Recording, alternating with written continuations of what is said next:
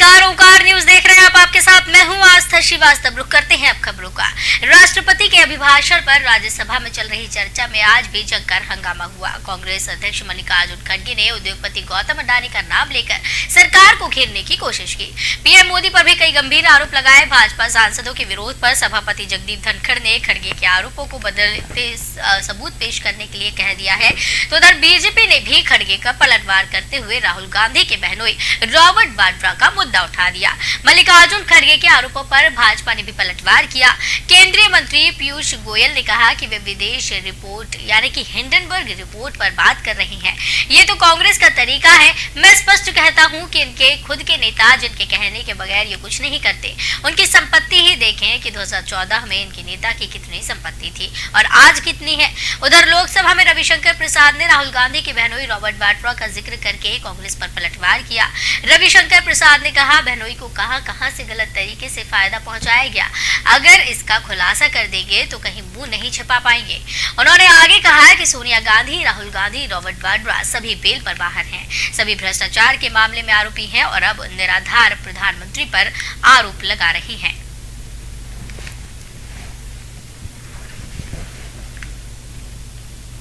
रिपोर्टों पे निर्भर कर रहे अपनी बातों को, और वो तो कांग्रेस का तरीका है। ये विदेश में क्या करते हैं, कभी चाइना के साथ, कभी किसके साथ साठगांठ करते हैं। मैं तो एक स्पष्ट बात रखना चाहता हूँ, इन्हीं के खुद के नेता जिनके कहने के बगैर ये कुछ नहीं करते हैं, ऐसे नेता की संपत्ति तो पब्लिक डोमेन में मेंबर ऑफ पार्लियामेंट के नाते वो पब्लिक डोमेन में डालते हैं। वो पब्लिक डोमेन की संपत्ति है। देखें कि 2014 में इनके नेता की संपत्ति कितनी थी और आज इनके नेता की संपत्ति क्या 18 गुना बढ़ी है कि नहीं, क्या 16 गुना बढ़ी है कि नहीं। ये देखें कि उनकी संपत्ति, स्वयं की व्यक्तिगत संपत्ति कैसे 16 गुना बढ़ी, ये मैं ऑथेंटिकेट करता हूं।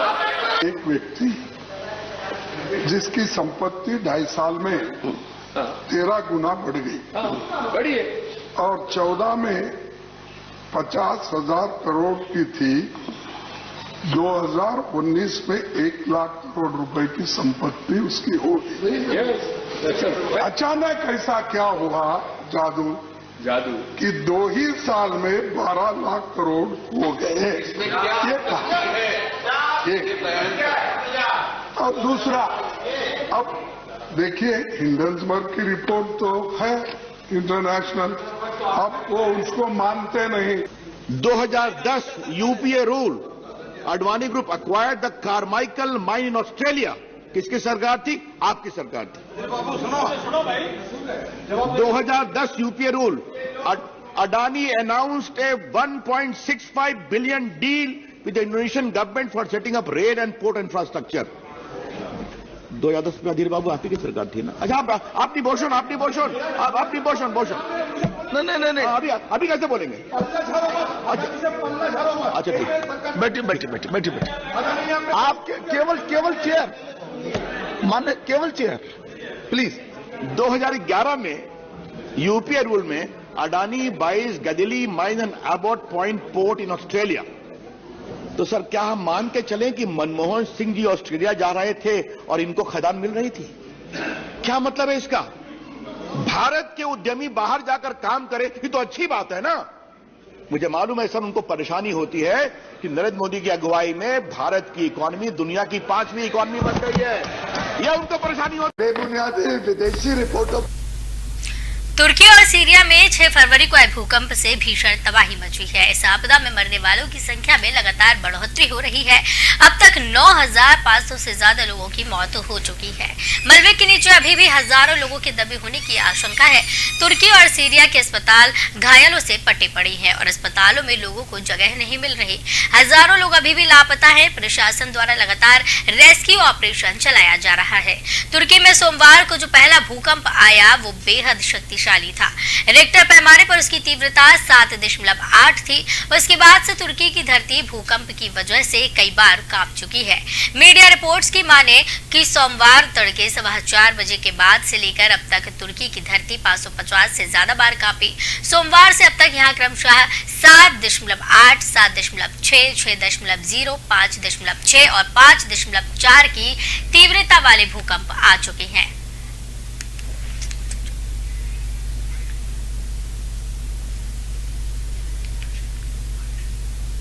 दिल्ली शराब नीति मामले में केंद्रीय जांच एजेंसी एक्शन मोड में है। अपनी जांच को आगे बढ़ाते हुए 8 फरवरी को उसने तेलंगाना के एक चार्टर्ड अकाउंटेंट को दिल्ली शराब नीति मामले में गिरफ्तार कर लिया। गिरफ्तार किया गया अकाउंटेंट पहले केसीआर की बेटी के कविता के साथ काम करता था।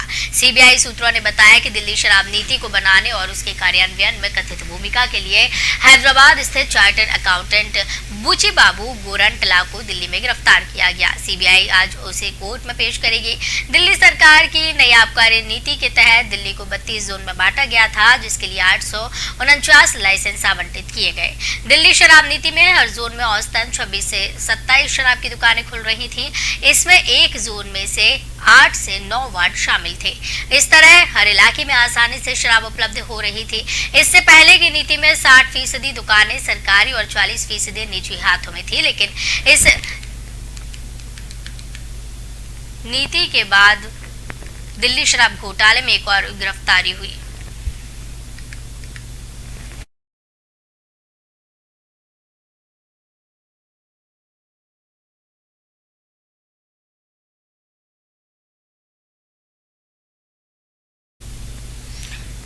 तो आपको बता दें कि दिल्ली शराब घोटाले में एक और गिरफ्तारी की गई है। इस दौरान शराब नीति मामले में एक्शन मोड में नजर आ रही है और साथ ही साथ केंद्रीय जांच एजेंसी एक्शन मोड में है। अपनी जांच को आगे बढ़ाते हुए 8 फरवरी को तेलंगाना के एक चार्टर्ड अकाउंटेंट को गिरफ्तार किया था।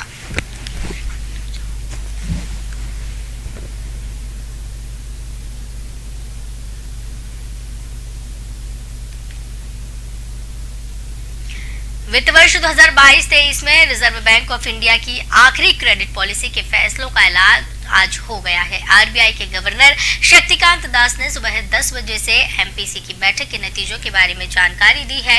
इसमें रेपो रेट को लेकर घोषणा कर दी गई है। तो आपको बताते चले, इस दौरान उन्होंने बैंकों को दिए जाने वाले कर्जों की दरों में 0.25% का इजाफा कर दिया है। भारतीय रिजर्व बैंक के गवर्नर शक्तिकांत दास ने आज ऐलान किया है कि एमपीसी ने रेपो रेट को 0.25% बढ़ाया है। इसके बाद देश में रेपो रेट बढ़कर 6.50% पर आ गया, जो कि पहले 6.25% पर था। एमपीसी के 6 सदस्यों में से 4 सदस्यों ने इसके पक्ष में वोट किया। रेपो रेट में यह बढ़ोतरी लगातार 6वीं बार है जब क्रेडिट पॉलिसी में आरबीआई ने इजाफा किया है। इस तरह लगातार 6 बार दरें बढ़ाकर आरबीआई ने कुल 2.50% का इजाफा रेपो रेट में कर दिया है और ये 6.50% पर आ गया है।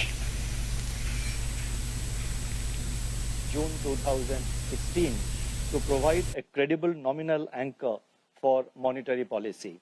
As we know, the primary objective of monetary policy under the flexible inflation targeting framework is to maintain price stability while keeping in mind the objective of growth. Coming to present times, the unprecedented events of the last 3 years have put to test monetary policy framework across the world. In a very short period, monetary policies across the world have veered from one extreme to the other in response to a series of overlapping shocks. In contrast to the great moderation era of the 1990s and the early part of the current century, monetary policy was confronted with an unprecedented contraction in economic activity, followed by a surge in global inflation. This calls for a deeper understanding of the structural changes in global economy and inflation dynamics and their implications for conduct of monetary policy. In the current unsettled global environment, emerging market economies are facing sharp trade-offs between supporting economic activity and controlling inflation while preserving policy credibility. As global fault lines emerge in trade, technology, and investment flows, there is an urgent need to reinforce global cooperation. The world is looking to India, now at the helm of G20, to energize global partnership in several critical areas. This reminds me of what Mahatma Gandhi had said. I do believe, and I quote, I do believe that India can make a lasting contribution to the peace and solid progress of the world, unquote. Dindori जिला मुख्यालय के नजदीक महिलाओं ने पानी की समस्या को लेकर कलेक्ट्रेट पहुंचकर पानी की समस्या बताई है। लंबे समय से पानी की समस्या से जूझ रही महिलाओं के कलेक्टर के नाम आवेदन देते हुए पेयजल समस्या को दूर करने की मांग की गई है। ग्रामीण महिलाओं ने पानी की समस्या को लेकर अपनी समस्या बताते हुए कहा कि गाँव में शादी विवाह दशगात्र जैसे कार्यक्रमों में पानी की समस्या और ज्यादा बढ़ जाती है। वहीं मकान बनाने के लिए भी पानी के लिए अनेक जगह भटकना पड़ता है। गर्मी आने के पहले ही पानी की समस्या आ जाती है, जबकि गर्मी अभी काफी दूर है। गांव में नल जल योजना भी नहीं है।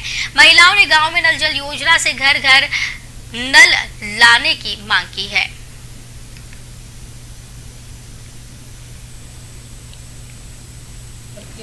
बहुत काम पड़ते हैं और पानी नड़क हो जाता है तो कितना टाइम है उनको रोटी चाहिए और पानी है तो निजी खंडवाए हैं जो बोर मत पैसा में देते हैं 300 में खरीदी करते हैं पानी और कभी पैसा नहीं रहे हमारे पास में तो भाई पानी वाले तो दबाव बताते हैं भाई कौन तो दी फ्री में पानी पियन का कुआं से कितना दूर से लाते हैं और फिर रोज बीमार वाले हम चल नहीं सकें कुआं से अब झिरा के लाते हैं।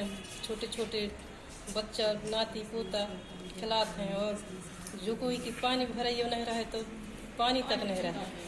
पड़ोसी से तो भाई आज एक बूंदी पानी तो हम कल तुमको पानी दे देंगे कब मांग के। और घर घर हमारे गांव में नल जो योजना हो जाए गांव में हो गई वैसे पास की डिंडौरी की सुखा रैयत से आए हैं हम लोग। हमें सबसे ज़्यादा पानी की समस्या है। हम कलेक्टर के पास अपना आवेदन अपना समस्या लेके आए हैं। हम कलेक्टर के पास सबसे ज़्यादा हमें पानी की समस्या है और हम अपने बच्चों को टाइम पे स्कूल नहीं पहुंचा सकते पानी की समस्या के कारण। और हमें हर घर में जल धन योजना, हर घर में नल लगना चाहिए, हर आंगन में हर लोगों को। अभी तक नल जल योजना नहीं चालू? नहीं, अभी तक नल जल योजना नहीं आई हमारे। पानी कहाँ से भरते हैं आप लोग? हम कुआं से नर्मदा से लाते हैं। कब से ऐसी दिक्कत आ रही है? बहुत साल से। इसके पहले कभी शिकायत किया आप लोगों ने? जी, छवि भाद्र थी तब से शिकायत करी। छवि भाद्र पहले लागू की रही लेकिन अब पंचायत में कुछ लाभ नहीं मिल रहा। पानी का कोई चीज है ही नहीं। क्या नाम है? जगोती धार में बड़ा सा और पानी बर्तन करके सीएम पुष्कर सिंह धामी आज अपने 2 दिवसीय दौरे पर खटीमा पहुंचे। मुख्यमंत्री खटीमा के एक निजी होटल में आयोजित बीजेपी जिला कार्य समिति में भाग लेने जा रहे थे। तभी शहर के मुख्य चौक पर थारूजन जाति की दर्जनों महिलाओं ने मुख्यमंत्री को रोककर सरकार द्वारा महिला आरक्षण बिल पास करने पर उनका स्वागत किया और फूल माला पहनाई। वहीं मुख्यमंत्री पुष्कर सिंह धामी ने भी अपने काफिले को रोककर महिलाओं से मिलकर उनका अभिनंदन स्वीकार किया। इसके बाद मुख्यमंत्री खटीमा के एक निजी होटल में पहुंचे, जहां 2 दिवसीय बीजेपी कार्य समिति का आयोजन किया जा रहा है। मुख्यमंत्री ने दीप प्रज्वलित कर कार्यालय समिति का इस दौरान शुभारंभ किया है। वहीं इस दौरान मुख्यमंत्री के साथ बीजेपी प्रदेश संगठन महामंत्री अजय कुमार मौजूद रहे। साथ में बीजेपी के जिला अध्यक्ष कार्यकारिणी के सदस्य मौजूद थे।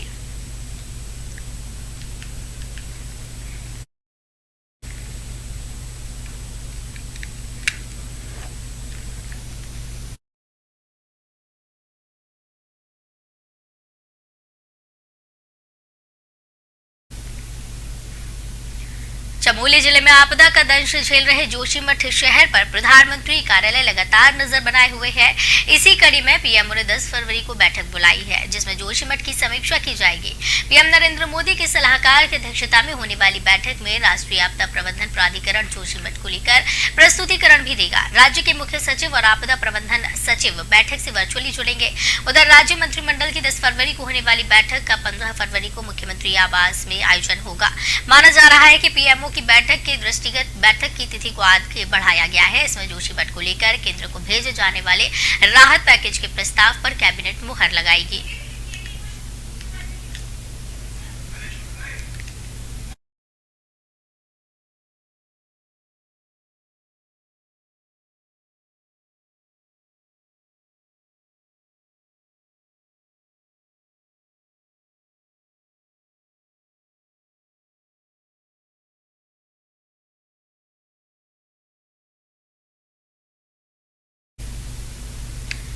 जोशीमठ में भूधसाव से प्रभावित परिवारों के पुनर्वास हेतु प्री फैब्रिकेटेड भवनों का निर्माण कार्य तेजी से जारी है। जिलाधिकारी हिमांशु खुराना ने जोशीमठ में भूधसाव से प्रभावित परिवारों के पुनर्वास हेतु उद्यान विभाग की भूमि और ढाक में संचालित प्री फैब्रिकेटेड भवन निर्माण कार्य का स्थलीय निरीक्षण किया। उन्होंने कार्यदायी संस्था को निर्देशित किया है कि निर्माण कार्य को पूरा किया जाए, कोई भी आवश्यकता हो तो तत्काल संज्ञान में लाया जाए। आपदा प्रभावितों के लिए ढाक में केंद्रीय भवन अनुसंधान संस्थान रुड़की के सहयोग से कार्यदायी संस्था RWD के माध्यम से प्री फैब्रिकेटेड भवन बनाए जा रहे हैं। ढाक में विद्युत लाइन बिछवा दी गई है। यहाँ पर समुचित आवासीय व्यवस्थाएं भी जुटाई जा रही हैं। प्रभावितों के पुनर्वास के लिए ढाक में जल्द ही प्री फैब्रिक कॉलोनी बनकर तैयार हो जाएगी। वहीं जोशीमठ में TCP तिराहे के पास उद्यान विभाग की भूमि पर प्री फैब्रिकेटेड निर्माण अंतिम चरण पर है। यहाँ पर 1 BHK तैयार हो गया है, जबकि 2 BHK और 3 BHK भवन कार्य अंतिम चरण में है।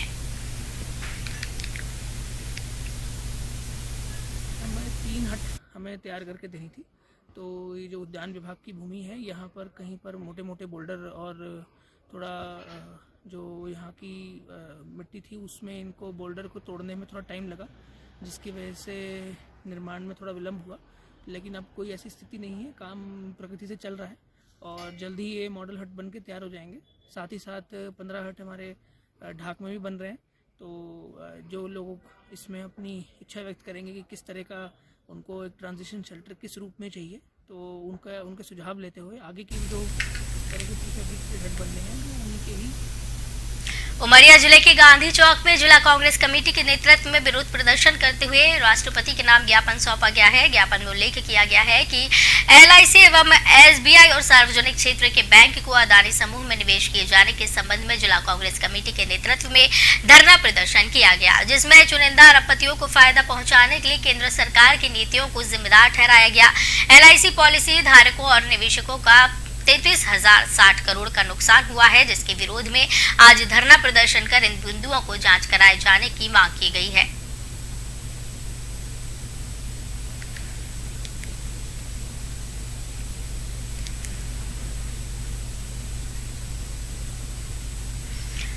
शिवपुरी जिले में एक बार फिर कांग्रेस को मजबूत करने के लिए आलाकमान ने कोशिशें तेज कर दी हैं। लिहाजा कांग्रेस नेता कमलनाथ आगामी 10 तारीख को पोहरी विधानसभा क्षेत्र के बैराड़ कस्बे में विशाल जनसभा को संबोधित करने वाले हैं।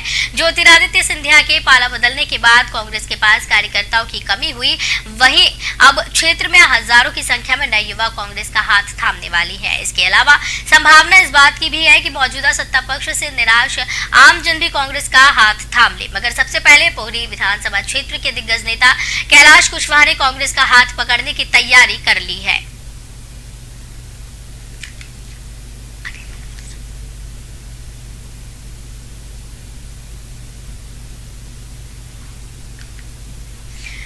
किसानों का बकाया गन्ना भुगतान न किए जाने पर सहारनपुर प्रशासन ने बड़ी कार्रवाई करते हुए नागल स्थित बजाज शुगर मिल गांगनौली के GM को गिरफ्तार कर लिया है।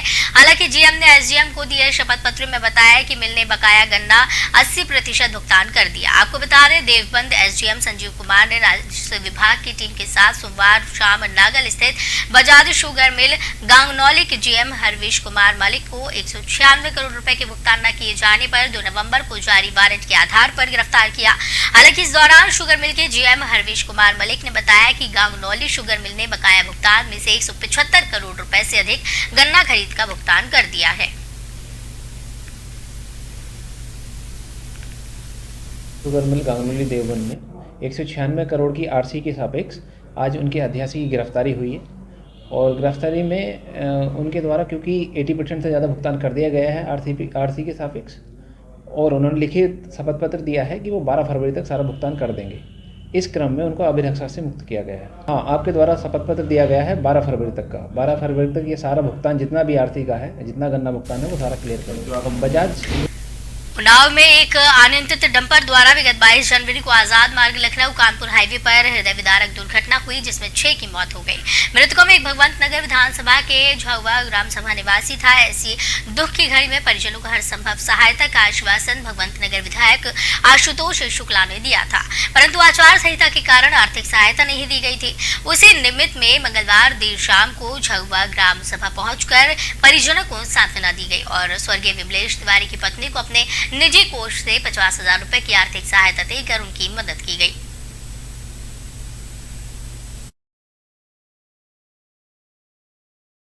उसमें रात में जैसे हमें जानकारी हुई थी, मैं हॉस्पिटल पहुंचा था। हमारे सारे पत्रकार बंद थे, आप लोग भी वहां पे मौजूद थे। उस समय हमने घोषणा की थी कि उनकी आर्थिक मदद करूंगा, लेकिन आचार संहिता चल रही थी, मदद हो नहीं सकती थी। तो आज मैं सुपासी गांव गया था। सुपासी गांव में मृतक जो छोटेलाल जी थे, छोटेलाल रावत, उनके परिवार को 50,000 और जो झुआ के तिवारी परिवार था, उनके परिवार को 50,000 रुपया करना। कहते हैं अपने गुनाह को लाख छुपाने की कोशिश कर लो, लेकिन एक न एक दिन कानून की गिरफ्त में आ ही जाता है। कुछ ऐसा ही मामला सीतापुर के थाना हरगांव क्षेत्र से सामने आया। कुछ दिन पहले थाना हरगांव में गन्ना बेचने आए किसान को गन्ने से लदे ट्रैक्टर ट्रॉली को चोरों ने अपना निशाना बनाया, जिसके बाद ट्रैक्टर मालिक ने थाना हरगांव में अज्ञात का मुकदमा दर्ज कर ट्रैक्टर ट्रॉली की तलाश शुरू कर दी।